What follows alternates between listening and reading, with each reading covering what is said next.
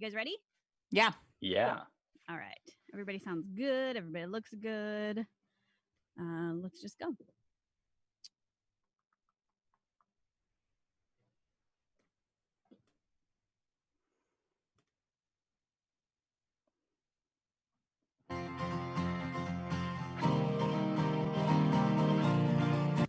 Seemed like it started weird. Like it started in the middle. So I'm going to start over.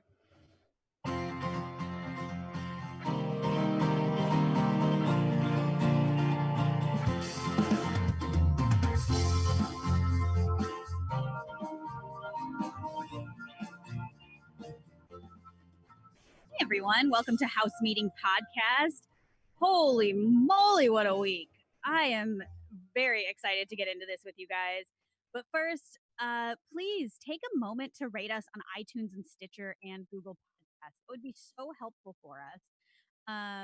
Also, if you want to watch us record live, go ahead and go to YouTube and search House Meeting Podcast and then subscribe. And you can also watch us live. We're usually recording midday on Wednesdays. Sometimes that changes, but Ellen is always going to let you know on Instagram. And that's our live feed update show. And then on Fridays, right around now, usually around noon, we record our main show. And aside from that, you can find us on Instagram and Twitter. And if you have any feedback for our show, please go ahead and email housemeetingpodcast@gmail.com, or you can fill out the contact sheet on our website at housemeetingpod.com. And, podcasts, you guys, they're not free.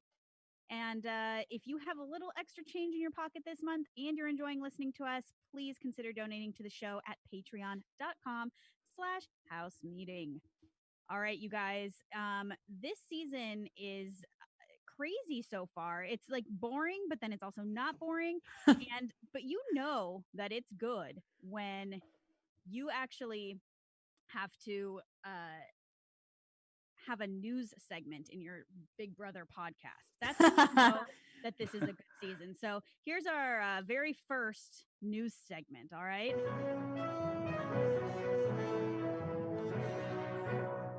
Wow. Wow. All We're right. starting with the weather, or Yeah, basically. So the weather is let's see, racist and rude is what the weather is with BB House. And so I just thought it would be better to start off with the news than do it later, because it's things that are pretty much from the live feeds, but it's not spoilers because it's in the news. Yeah. So let's just get into this, and it doesn't have to do with the show. So first up, we have from TMZ. Big Brother fans try rigging the game from outside. CBS beefing up security. So Big Brother fans are trying to rig the game by yelling over the show's studio wall to help certain guests with outside information. And now CBS is beefing up security. Our sources say security got into a foot pursuit with a male fan who attempted to scale a studio fence, but the guy ended up getting away after jumping into a getaway car. Those studio fences are like 25 feet high. Wow. I mean, these fans they're very into this show, apparently. We're told Avenge Janelle. basically, we're told there was also a drone scare and a rumor floating around social media that someone was going to hurl a banner over the fence. But so far, the fans on bullhorns are the biggest nuisance. So confirmed it was a drone and not, in fact, an airplane. Not, in fact, an airplane banner. BB has been down this road before. We are told in past seasons, fans resorted to throwing tennis balls inscribed with messages over the fence and onto the studio lot in hopes of reaching contestants. That's so much less effort than a drone or climbing a fence. Yeah, and it just seems like, yeah, exactly. It's so much easier. Like, why aren't they just trying that again? Yeah, like, less risky too. It's like you're never going to get cast in Big Brother if you get caught trying to climb the fence. Totally true. So yeah, people are trying, but I think it's going to get harder now because it looks like security's been beefed up. So there's that. Not much you can do about the drones, though. No, no, I don't know what you do with them. You get one of those like salt fly guns and you just start shooting at it, I guess. I don't know. But every time it happens, the house goes on lockdown. They have to go in the house, and then I don't know what happens from that point. But They're going to give Julie a slingshot and she'll be responsible for Totally. getting those drones. Totally badass Julie on the prowl. Our next article, Big Brother All-Stars cast members under fire after mocking Ian Terry's autism. Yeah. So, I'm glad that this reached just outside the Big Brother news circuit, because there's like a Big Brother news circuit that's like Tyler does this and it's not really news, it's just what happened in the show. But I'm glad that just it like kind recaps passing as news. Yeah, exactly. Yeah. But I'm glad that it reached outside the circuit because what the hell? Let's tell people what we're talking about. Yeah, I was sorry. Big Brother really is watching. As the new season continues filming, some loyal fans watching the 24/7 live feeds witnessed several contestants talking about fellow house guest Ian Terry's autism. In a clip circulating online, Danny and Nicole can be heard chatting about the cast members rocking. So let's just go ahead and listen to it. Oh, why is it already playing? Calm down. Calm down, Twitter.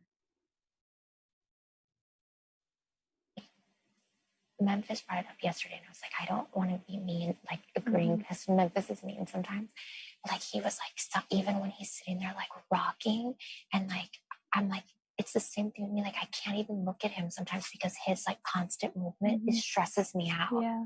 Do you feel like that? Yeah, I do sometimes. And like, I don't know, I feel like me in saying that, but it's just like, I'll literally have to move to a point where I can't see him out of like my peripheral. Yeah. So apparently they don't like his rocking. But the article goes on in another clip, which it's too awful to listen to. Like there's too much happiness. So Memphis is seen mocking Ian's walk while Nicole, Danny, and Christmas laugh along. E! News reached out to CBS for comment. At the moment, it is unclear if the moment will air in upcoming episodes. But once the footage started going viral on social media, some contestants already evicted couldn't help but speaking up and standing up for Ian. Yep. Instead of laughing, they should have been standing up for Ian. He has a disability, says Janelle on Twitter. Absolutely disgusted. Kaser says, inside the BB house reflects society's failures when it comes to our handling of diversity. We could use a lesson in empathy and awareness. People who are neurodiverse and on the spectrum should be protected, not trashed. I have zero tolerance on this issue. So at least not everyone's horrible. Yeah. It's so gross. And like, honestly, like that's why I laughed a second ago, because it's just so bad that it's laughable at this point. It's like, what are you doing? Unnecessary. You're all like 30 plus. You understand. Yeah. You're adults. You have children. It's one of the most, I think it's one of the most diagnosed disorders right now, which like, I mean, it's because there is a much larger understanding of it lately than there was like 10 years ago. But right now it feels like they're having a conversation from 10 years ago. Yeah, totally. Yeah. Well, but don't worry, you guys. Big Brother's Nicole Franzel gets dropped by Olay and other sponsors after mocking fellow co-star Ian Terry. I can't even believe she had a sponsor with Olay. She has a lot of sponsors. Yeah. I saw on Twitter at least 10 go away, but here's the article. The 28-year-old reality star is facing backlash after mocking fellow co-star Ian Terry, who opened up about being on the autism spectrum. It's a little bit misleading of an article. It's not like she made fun of him when he opened up, but anyway. Yeah. Now some of her biggest sponsors, including Olay, are dropping her. On Wednesday, September 9th, a Twitter user shared a link to a Newsweek story about the controversy, writing absolutely disgusted. Then another person commented, tagging all of Franzel's Instagram sponsors from CBS Pantene to Olay. They need to see this, the user wrote. Skincare giant Olay promptly responded, "Thank you so much for bringing this to our attention." The brand tweeted back, we no longer have a business relationship with this person and have no plans for future work together. We have zero tolerance for bullying, and we do not support the behavior displayed by this person. So she won't figure that out until after she leaves the house now. Yeah. Right. There was a lot of, it goes along with this article. There was a lot of crying, I think last night and this morning, and complaining from Nicole. So I think production kind of I don't Tipped know. her off. I have no idea how much they say, but she knows something is wrong. Yeah, there's like there's Podcast. murmurs that she knows. Everyone, every time they like called her into the diary room, they're just like, Nicole, ooh, how you doing today? And she's like, Yeah. what's happening, guys? They're just like, can you stop doing that? Well, she also has a podcast with sponsors, and I don't think they're going to sponsor her anymore. And that's part of the problem with social media. It's part of the problem with the Big Brother fans. This was an appropriate probably use of this, but also I think it's to be honest, I think part of the Big Brother fan base is less about protecting Ian and more about destroying someone's life. Like that's the intrigue for them. They are kind of like that. They are like are searching for anything, and that's but this is a real thing. I'm glad they did it in this instance. Right, exactly. Exactly. So anyway, that's the news for right now. It's getting a little wild in there, and that wasn't even the exciting part of the week. No. So let's talk about Sunday first. This Sunday's episode started off talking a lot about Kaser and his leaving, and one of the things that I picked up on was I really think so. Do you guys remember on the Thursday previous when Kaser left, Danny was extremely upset, like more upset than Cody when Cody was the one who called out on everything. But Danny was like fuming, and what I think happened, and she kind of said something in the diary on Sunday that I think that she took the love triangle comment that Kaser said as her being romantically linked, like a literal love triangle. Yeah, she like didn't get it. And it actually just speaks to how guilty she feels, and I'm like, you're just stupid. That's not what he meant. No one else thought that's what he meant, but now I'm thinking about it. Now that like, because she was like, I don't know what he meant by that, and I'm like, well, I know what you think he meant, but I really don't think he meant that. That didn't cross my mind once when hearing him say it. Yeah, and even she was like, we love each other, and it's like, that's kind of what he meant. Yeah, like, I was like, what? Because the threesome, he was talking. He wasn't even talking about her. He was talking about Cody is in 3 different alliances. Yeah. Cody is in a love triangle with 3 alliances. It wasn't even about Danielle, but she took it so to heart, I think, because she's feeling guilty because she knows for a fact she's been flirting with Cody this whole time. She has but it's also like, it's a reference. You're right. It's a reference to the nature of a love triangle where you have a relationship with one person and then you also have a relationship with another person. And then those have a conflict with each other in a way, you know what I mean? Like it's a reference to that scenario, not the romantic relationship. Yeah, and the fact that she just to me it seemed very clear she took it wrong. I was like, oh girl, you need to tone that down because now you've made it awkward. Yeah, and other than that, I guess on Sunday we found out that Christmas is a terrible person, but we didn't even know how badly. But she put up Day and Bailey, and I didn't think she would, she spent so much time talking about how this is just all her game, but it's really just her group's game. Yeah. It's, she put up this big front that like she was masterminding something this week and then just picked the 2 people who were discussed to be on the block, days earlier. Yeah, and I don't know about you, Ellen, but even watching the feeds, I don't remember Bailey and Day being anyone's like real target. Yeah, they really weren't. And she was trying to make it seem like the whole house was like really trying to gun for them. But I don't remember. Yeah, I don't remember that at all. That was like part of it. It really felt like she was grasping for excuses as to why she did it when really there wasn't one, which was like the first like ding, there's something wrong with this scenario. Yeah. And to be it would honest, be one thing if they were both like huge competitors and like had won all these comps and then we're like this dynamic duo, but like they haven't won anything. Well, but so this was a note on every single episode, but she made that excuse every single time she was in the diary room. Like Bailey's a big competitor. When did that happen? Because I missed it. When was Bailey a big competitor? Yeah. When was Day a big competitor?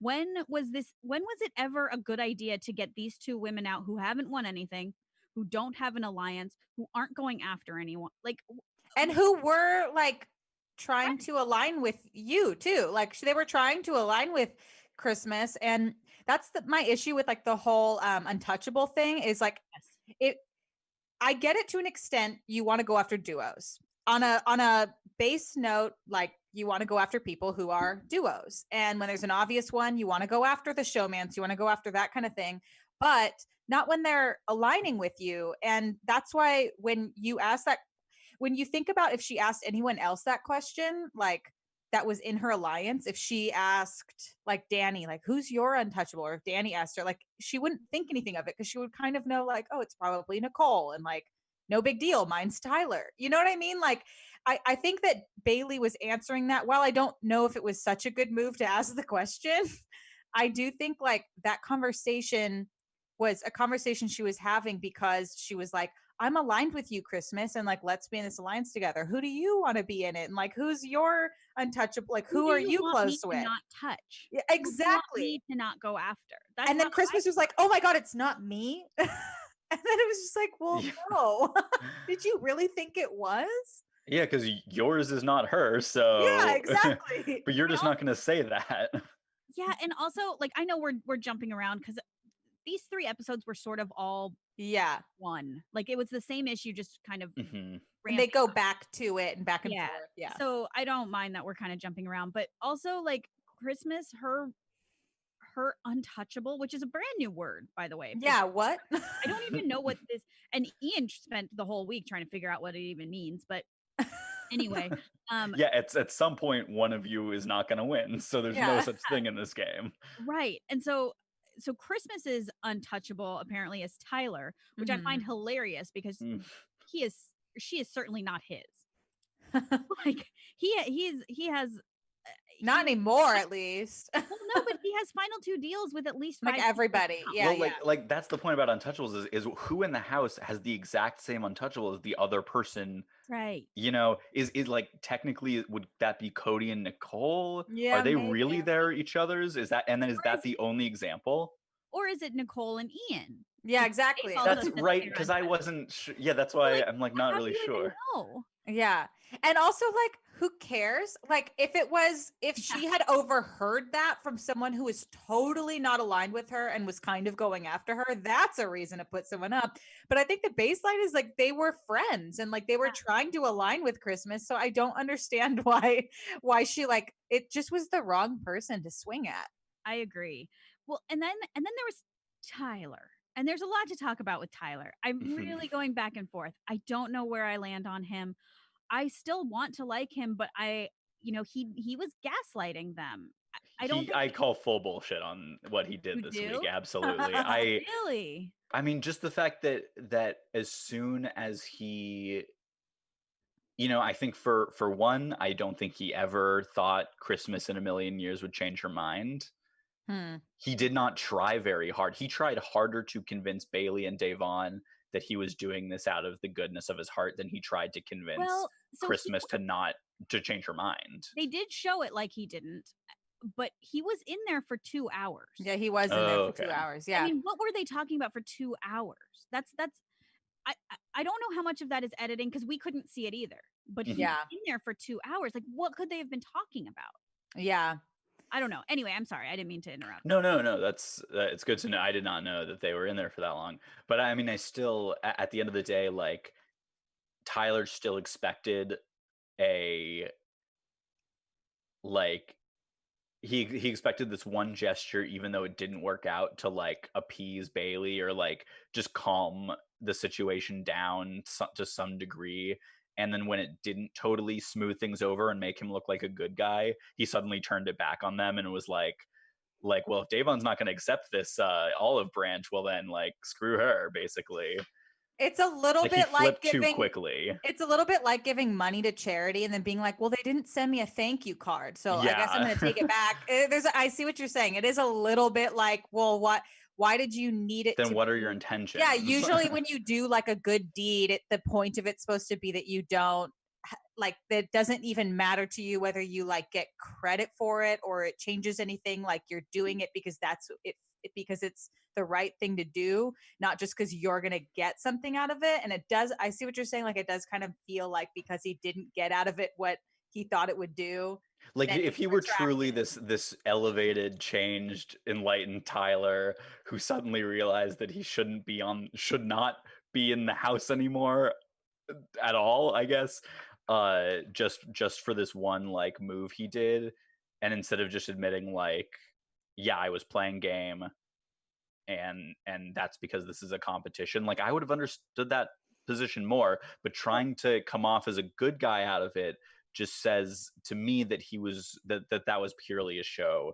for other people, and when it didn't get him the result, he didn't care about it as much. So I'm going to throw a little bit of a wrench because I'm going to give you a Yeah. little inside information. Oh yes, please. So Tyler tried for 2 days to self-evict, and Oh. producers didn't let him. And basically, they were like, from what I understand, they said if you leave, you're breaking your contract. And Tyler, I think, sees himself going on Survivor and going on Amazing Race and doing those things. So, and I, of course, I don't know the kid, so I don't know, but that's my thought. Then, so I think that's why he came up with this idea. He's like, okay, well, they're not going to let me self evict, but I'm going to get myself sent home.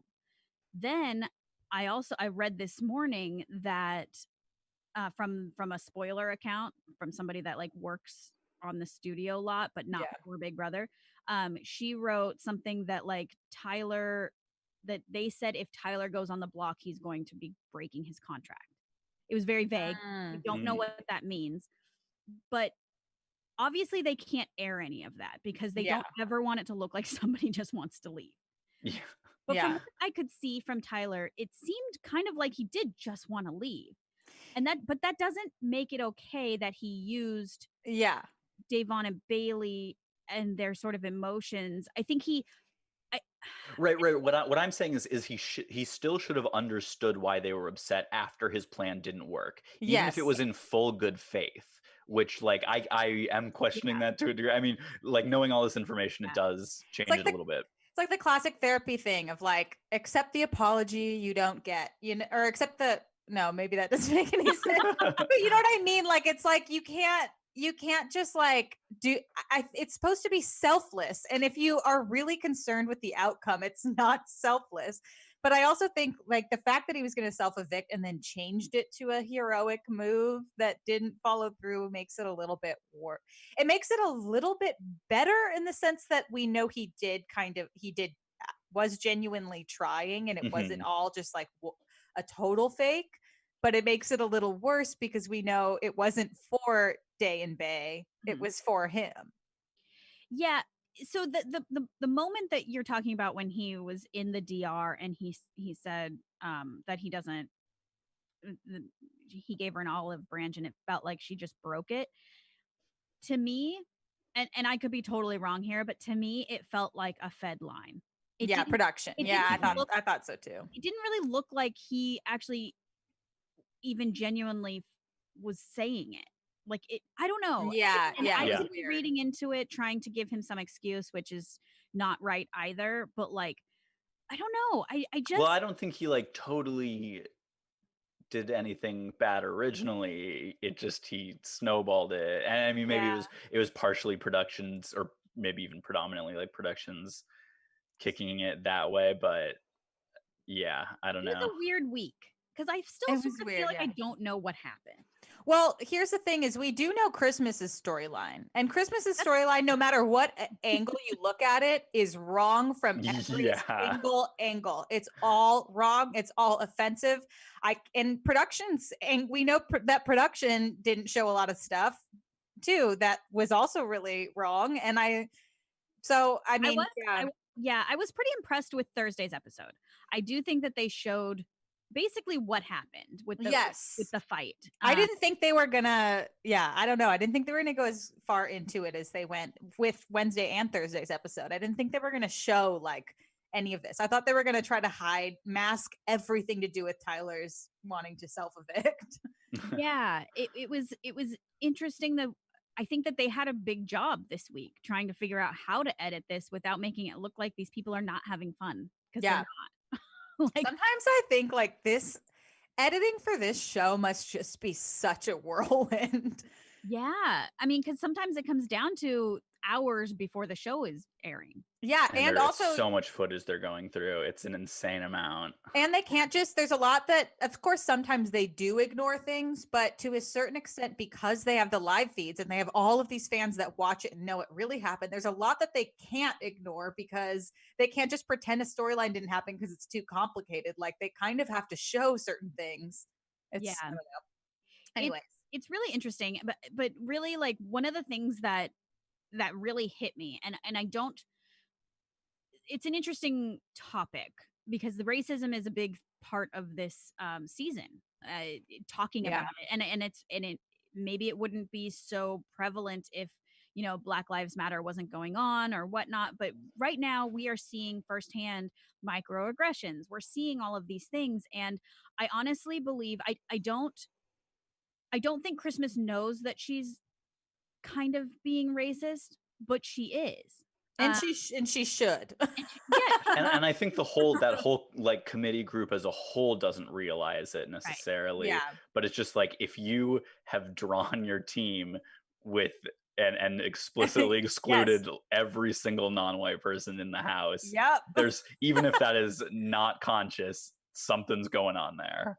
Right. It's weird. Well, and I truly think Christmas is either making up excuses or completely delusional, because she, in the DR, which is where you're supposed to tell the truth, she's saying that Day and Bay were going after her alliance, and that there was no one else that she could put on the block. And I'm like, first of all, like, you put up 2 women. There are hardly any women left in this house. So why are you putting up 2 women? Why are you doing this? And all of the women have talked about that with each other. It feels like Christmas is the only one that genuinely doesn't care about that. She kept saying like, it's not about gender. And it's like, well, to an extent it is. This season, this show it has to be. It's half and half. Yeah. And like it has been won by I don't know the actual statistics, but I'm pretty sure it's way more men have won. I had to look it up because I felt like the vibe, and I went through, and I think it looked like around at least 2/3 of the winners, maybe even 3/4 were dudes. Yeah. Yeah, so it has to matter to you because that doesn't make any sense. This isn't the competitions aren't favoring either gender. Nothing is. So it should matter to you. Well, and I think what makes me really dislike Christmas is that she's not being honest. Yeah. She's not being honest with us. She's not being honest with herself. She wanted I'm going to say Daly and Bay every time. She wanted Bailey and Day on the block. And instead of just saying, you know what, I don't like you guys, or you know what, I just want one of you guys gone, she is making an excuse every time she's in the DR, every time she's talking to them through that entire fight. You know, Day wasn't perfect in that fight either, because what the hell is a personal game talk? Like that makes no sense either. But Christmas, to me, that wasn't even the point. The point is that Christmas Christmas wasn't playing game herself. Right. It didn't make sense to put either of them up. So like then it does literally become just personal. Yeah. Which isn't like, well, I don't know, but. And imagine you're in the house. Imagine your Christmas. Imagine you just put up 2 Black females. Okay, so you've done this. Maybe after you did it, you go, oh, I bet that doesn't look good. You could see it as she was nominating him. There was a hesitance. That's why felt she cried afterwards. Yeah. Which Bailey was consoling her. And it was like, that is the most insane part of the whole week, is how much Christmas pretended like this was all happening to her. When she was not on the block, she was the safest person in the house. Yeah. All of the civil rights movement buzzwords that are happening right now, which are useful, but they are buzzwords, can all be there. Christmas gives an example of every single one of them, because that's a perfect like dictionary definition of like white fragility. Yeah. Is her crying because and Bailey consoling her. Right. Yeah. It's like, oh my god. Well, so imagine your Christmas. You just put them on the block. Maybe you realize, oh, that probably doesn't look good. So you're upstairs and you're crying for 2 days. And then this white male comes up to your room and says, I want to go home. Can you please use your power to put me on the block and send me home? And this is where Day was absolutely right. You were given a gift. Yeah. You were given a way out of this terrible looking scenario. And remove one of your biggest competitors in the house. But you didn't take it because, for I guess a couple of reasons, because he's in your alliance. Okay, whatever. He doesn't want to be anymore, clearly. Exactly. And he doesn't want to be your final two anymore, obviously. So you don't take it. That to me is the worst part, because that is where she had an opportunity to fix what I really feel like she saw it as a mistake. She saw and she had a way to fix it and she didn't. And it's another example of her not being honest too, because Davon doesn't know that her and Tyler are close or that Christmas thinks they're close. It also would have helped for her to just be like, to sit down with Davon, because she before this, it seemed like they had a bond. They're both moms and they both are to young kids and they both bonded in that way. And I feel like she could have sat her down and been like, listen, don't tell anyone this, but the reason I didn't do it is because Tyler's in my alliance. It would have been a bad move for me, or Tyler is my untouchable. Would have been a bad move, but she didn't say that. And so now Davon's just like, okay, so what's this all about then? Right. And at that point, if Christmas doesn't want to divulge any of that, instead of not saying anything and then blowing up and doing all that, just say, you know what? I don't know. I just don't like you. I don't know. Just be honest. Be honest. Yeah. So anyway, before we get into Thursday, because I do feel like some other things happened on Thursday that are even beyond this fight, even though we've kind of already delved into it. I do think it is time to lighten the mood a little bit. Let's just lighten the mood a little bit and let's talk about Julie Chen.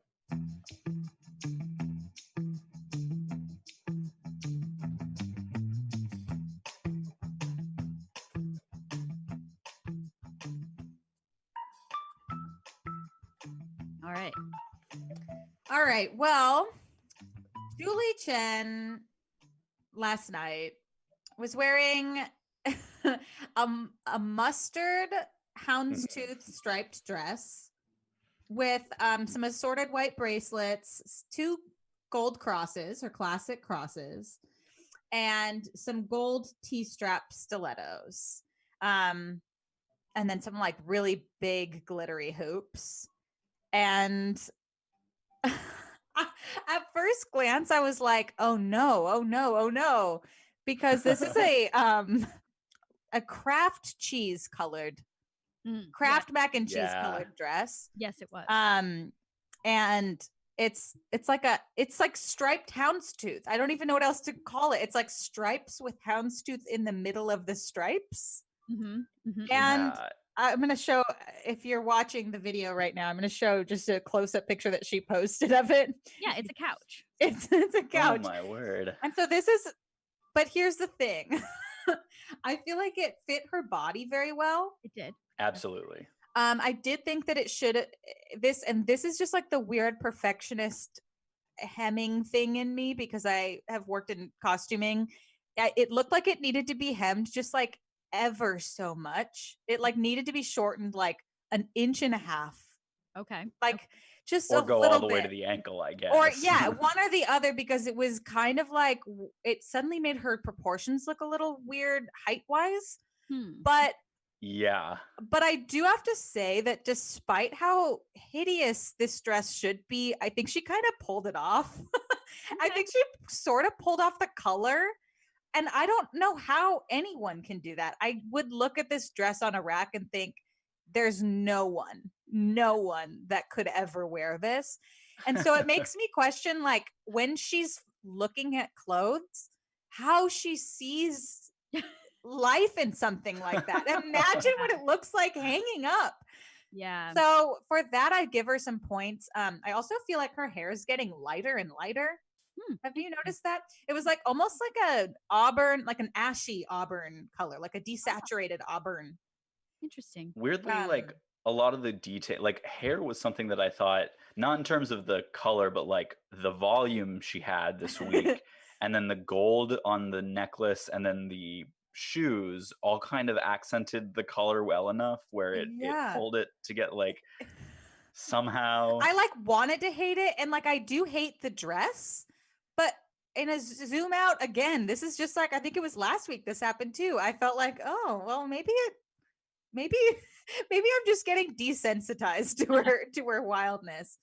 But She yeah. looks like she's on a farm in a movie from the 1940s, which is like It's true. It's a look. a wistful, youthful. I don't know. One thing I did not like about the whole ensemble was I felt that the sparkly giant hoops Yeah. were on the wrong outfit. Yes. Like I didn't even understand. I often feel like her jewelry's on the wrong outfit. Yeah. She just chooses it separately or something. Like that's how you know she doesn't have a stylist, because they're not styling a look. She's just like picking the jewelry she wants to wear today, you know? Yeah. Well, and I It's wonder, really weird. wasn't it like Chanel or something that said somebody said like before you leave the house always just edit one more time. Yes. Take one more thing off. Take one Right. thing off. Yeah. And I she feel like doesn't do that. Julie needs to do that with like 3 things. Yeah. Yeah. I gotta say it was an ugly dress. It was ugly, but she looked okay. Yeah. In she did. comparison to sometimes when it's just so much, Yeah. she looked okay. The other thing I noticed is that she often doesn't have like a seam at her waist or like a belt or anything to accentuate her waist. Yeah. And I realized last night that I think the reason for that is that she holds her arms at her waist in such a way that her arms are the belt. That is so funny. I'm looking at a picture right now, and that is exactly what's going Her on. arms are the belt. I noticed that last night. I was like, oh wow. I guess Huh. she doesn't need a belt because we wouldn't see it anyways. Interesting. So, what are we gonna go? I would say like 3.5 houndstooth stripes. Wow, that's generous. Yeah, I thought it looked nice on her, and I think that she pulled something off that I cannot believe. So she gets extra points for that. Fair enough. I love it.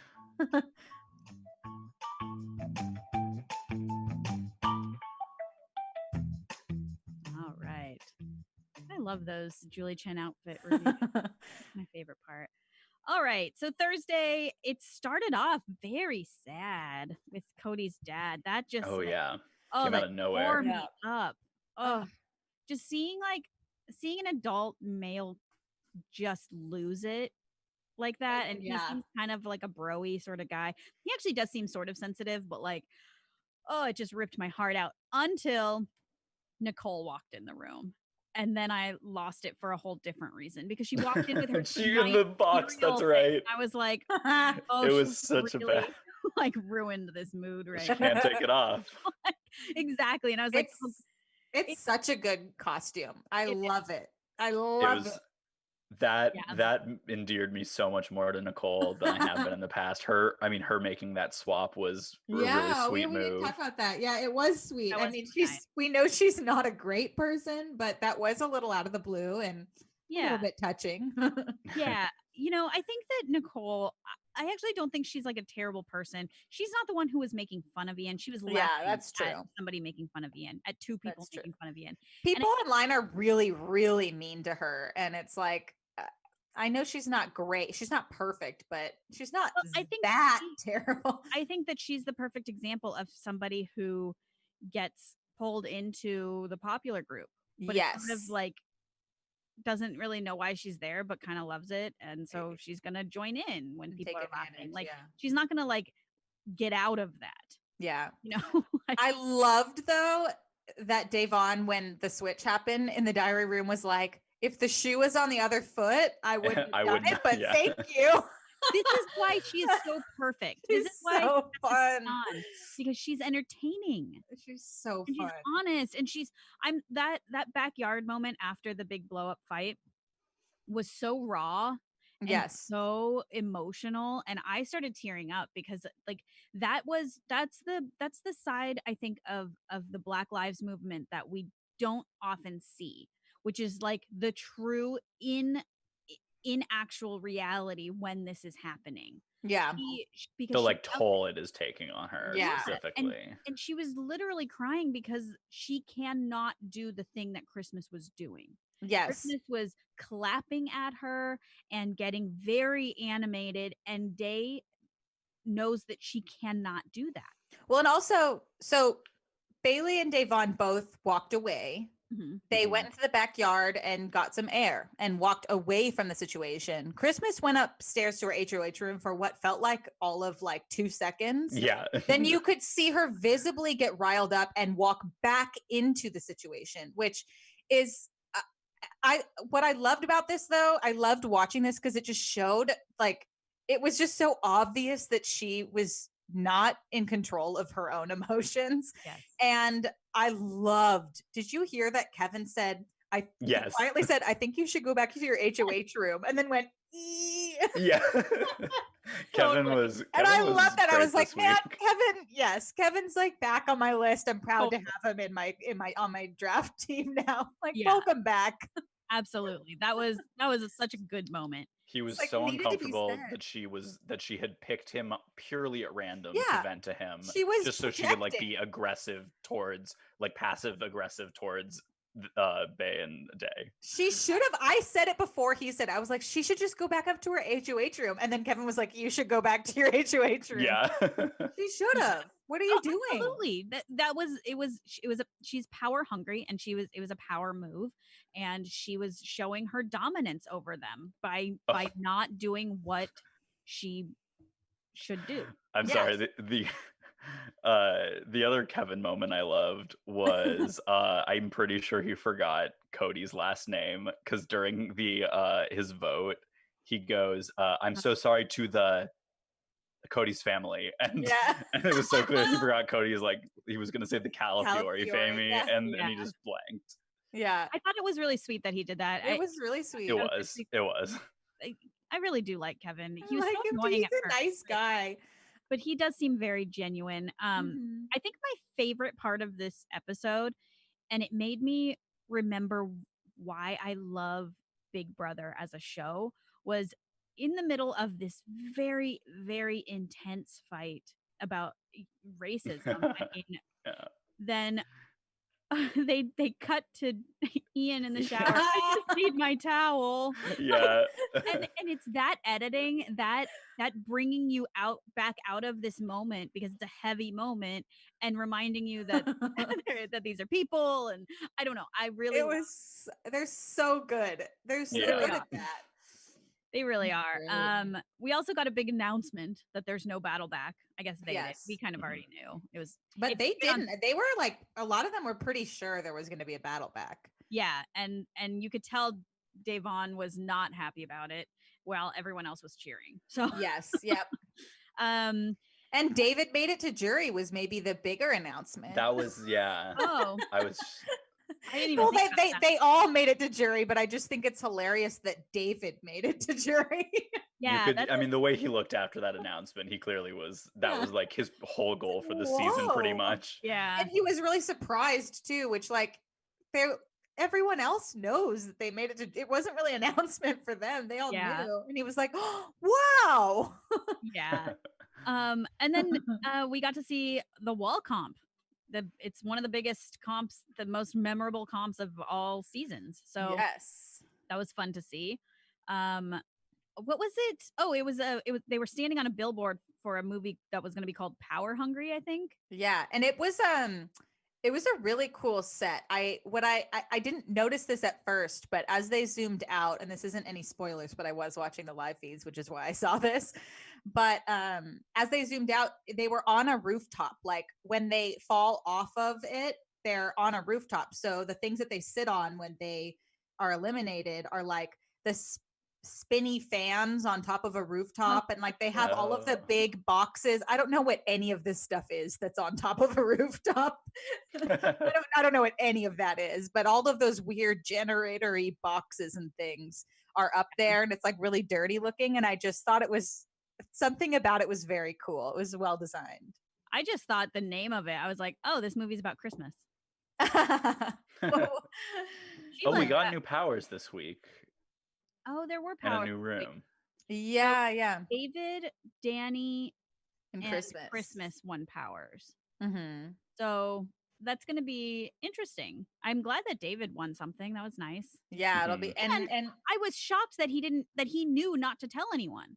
yes. Yeah. He's learning. Really intuitive. Yes. Yeah. I actually wrote in this last from my notes in the eviction episode that David's actually thinking about gameplay, and I think because he's suddenly like, oh, who should I tell and who shouldn't I tell and who should I vote? Even the fact that he recognized that Bailey was maybe better for him to vote for. He didn't end up doing this because they voted with the House, but the fact that he was even thinking like, oh, well, Bailey and I have a bond, whereas Davon and I kind of have a tiff. Maybe I should vote, and I was just like, wow, you're thinking about what you should do before you're doing it. And you're discussing it with people. I think he finally realized that he's not on The Bachelor. Like he's on, like, I think he finally figured it out that like he has to actually do something. So that was cool for him. There was some other stuff, but I don't know. I don't even know if we need to go back to talking about Tyler. I thought it was interesting that in Bailey's exit interview, Bailey went home, you guys, that in her exit interview, she said something about how her and Tyler, they had a conversation before she left, and that Tyler admitted to coming after her. Now, I think that there is opportunity to really read into this. Does that mean he came after her in the using the Black Lives Matter movement to his benefit? Does this mean in their previous season? What does that like? I kind of felt like I felt like it was. I thought she was referring to him starting the rumor about her coming for Chris. Wait, what was the rumor? No, her coming for Danny. Danny, yeah. I thought so too. Yeah, I thought it was gameplay. I don't know because it's Bailey, and Bailey, I don't like her. I still don't like her. I didn't want her to go home, but I don't like her. I think that she's vindictive. I don't think she's ever going to accept a Tyler apology, regardless of anything. Because she's not a nice person. Sorry. But anyway, that's neither here nor there. Whatever. Can I just ask you guys your opinion on why is Julie so obsessed with the committee when there are 100 other alliances in this house? Like, who cares? They're not even actually like a thing. They never talk to each other as a group. Like, I was surprised she didn't use Memphis this time, because specifically she likes to say that Memphis started the committee, which no one remembers or cares about and like isn't at all a part of the storyline anymore. But Memphis has not emerged as like the puppet master of the season. No. They're like obsessed with that alliance, and I just don't. I'm not seeing it. I feel like Julie just specifically really likes the alliance or something, because there's no other reason why she would like make it such a big deal.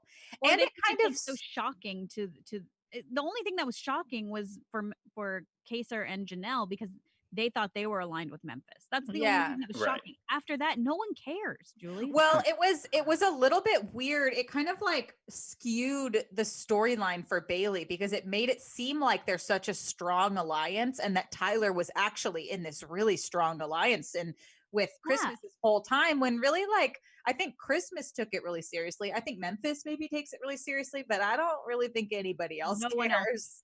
Yeah, so I think it kind of skewed the storyline for Bailey, because she was probably like, "Oh my gosh, like it's even worse than I thought." Yeah, it was. When I really don't think it is worse than she thinks. No, it wasn't. Like I don't know. The whole week was so confusing, because usually by this point, watching the live feeds, especially going on Twitter, you can figure out people's intentions. You know what's in their head. You know what's going on.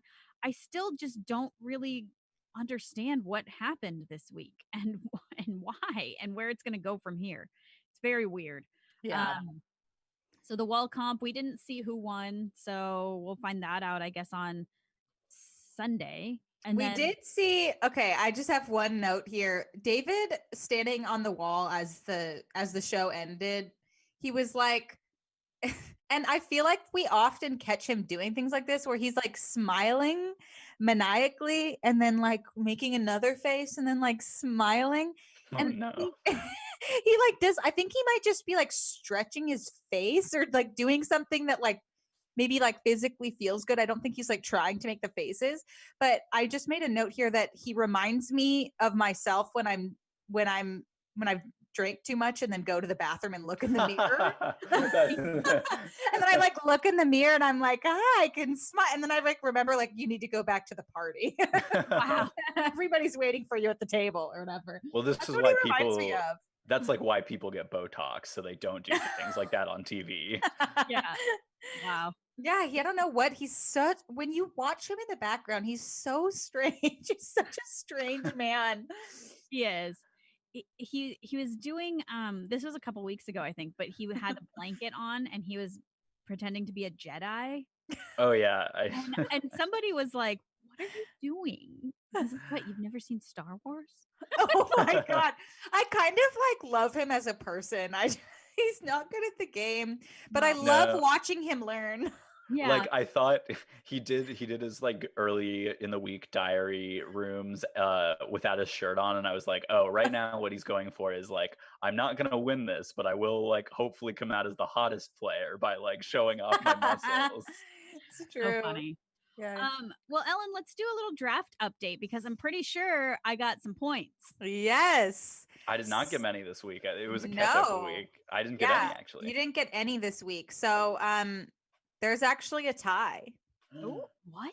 between you and between Taryn and Sam. There is a tie. Oh my I got god. that many points? Yes, because of the special powers. Oh. Both Danny and Christmas got special powers. Oh man, what? And so you got 2 points from that. Then Christmas won HOH and veto. So you got 4 points this week. Wow, that's a huge week. Yeah. Who has Dave on? Me. Oh, sorry. I thought I did for a second. I was like, me. She's a great person, but No, I do. Wait. Really? I do. Yeah, I have Oh, Tyler, no. David, Davon, and Kevin. Well, I swear I picked her. Oh no. You have Cody, Bailey, Enzo, and Memphis. well, I don't think So David's now a good person for this draft. because no, she was a bad pick actually. she's literally like she's the worst player at all the competitions. Yeah. So Sam only has 3 people left in the house. Yeah. Oh. Yeah, and then I still am at a whopping 3 points. Yeah, 3 points. So we'll I have see, faith in guys. Enzo. I have faith in Enzo and maybe Cody a little bit. Yeah, you still have really good people, like really good fit competition winning people in your team. Yeah. So Cody, Enzo, and Memphis. Yeah, no, that's I mean maybe not Memphis. I'm really rooting for some kind of like blow up with Memphis though, and that like the whole house comes for him at some point, even though he's on my draft. For sure. For sure. It is funny how this makes me like root for people I like wouldn't normally care about. I'm like, come on, David, win. Yeah. Yeah, right. But, and then like you, Taryn, you have Danny, Christmas, and Nicole Franzel on your team. So you've got the trifecta of problematic. I do. But Yay. You could like lose points for racism and and then I'll be in the negative. Yeah. Wow. But Well, that's fun. I mean, I don't even understand like where we go from here. Like because last week was so nutty. Yeah.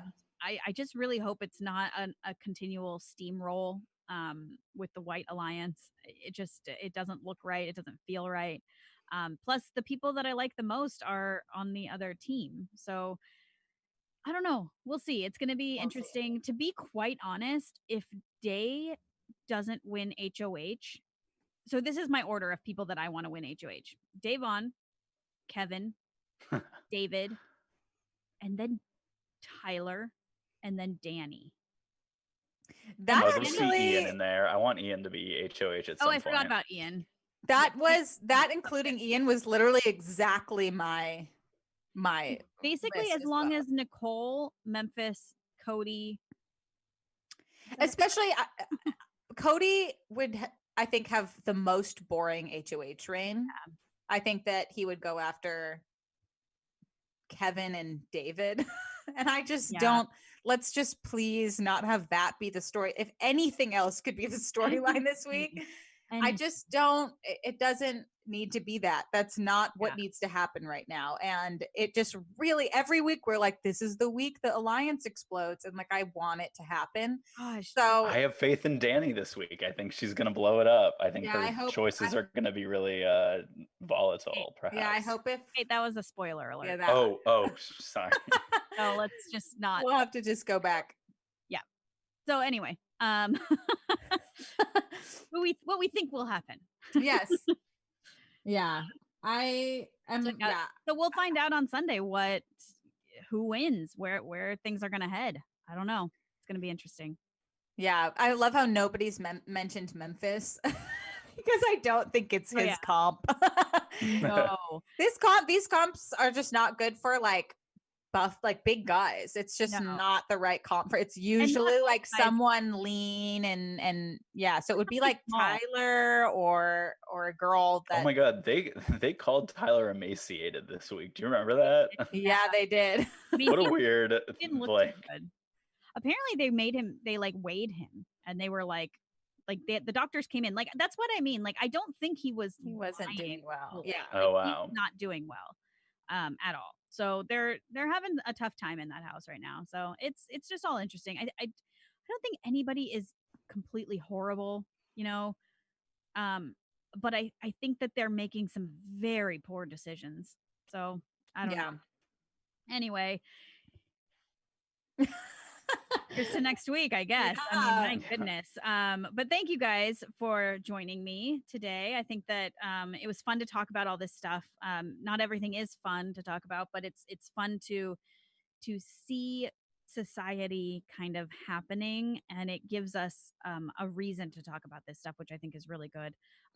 But I do want to thank you guys for joining me. I want to thank everybody out there for joining us at House Meeting Podcast, and specifically thank you so much to Daniel for supporting us on Patreon. That really helps. It's people like you that keep this podcast alive. So thanks everybody. We're really excited for next week, and God damn it. I really, really, really wanted to just not have to fucking do this one again. I was trying so hard to just get it done. Oh my God. Okay.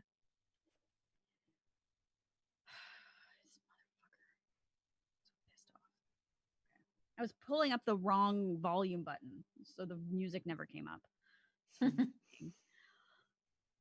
Anyway, thank you guys so much for joining us here at House Meeting Podcast. Thank you so much to Daniel for supporting us on Patreon. It's people like you that keep this podcast alive. Thanks again, Ellen and Sam, for being here today and for having these great discussions. I think, we're in for just another crazy week in the Big Brother house. We'll see y'all at the next house meeting.